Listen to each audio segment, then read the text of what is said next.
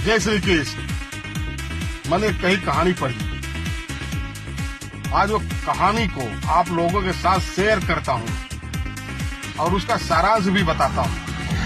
कहानी कुछ इस तरह है कि किसी जंगल में एक गधा और एक हाथी रहा करते थे। दोनों में बहुत गहरी दोस्ती थी। एक दिन गधा और हाथी खुले आसमान के नीचे बात कर रहे थे।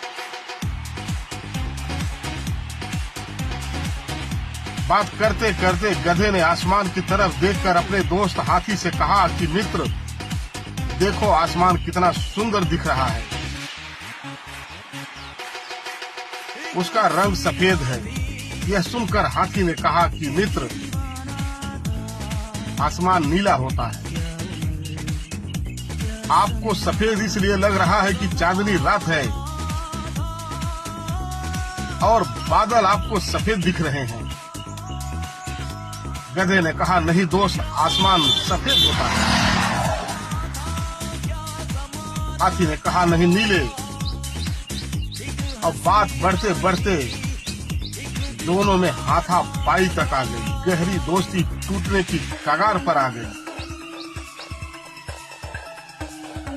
फिर हाथी ने कहा कि मित्र, चलो हम जंगल के राजा शेर के पास चलते हैं।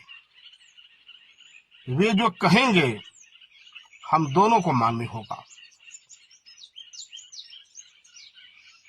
दोनों जंगल के राजा शेर के पास जाकर अपनी समस्या को बताते हैं।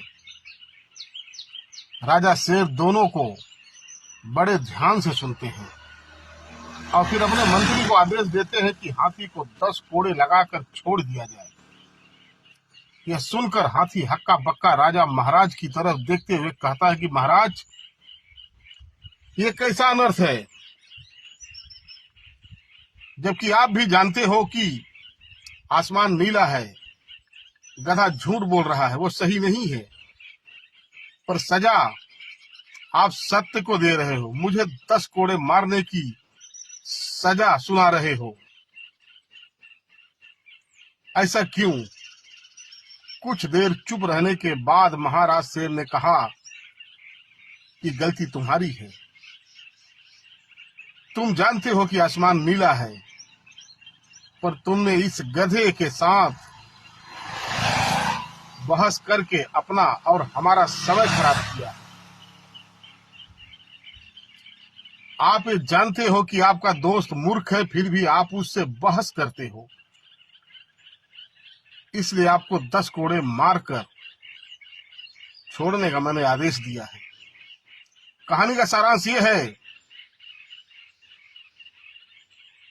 कि संसार में 2 लोगों को नहीं समझाया जा सकता है, एक मूर्ख को और दूसरे समझदार को, क्योंकि मूर्ख समझेगा नहीं और समझदार समझना नहीं चाहेगा। तो ऐसे लोगों से बहस करके अपना समय और दिमाग कभी नहीं खराब करना चाहिए बंधु।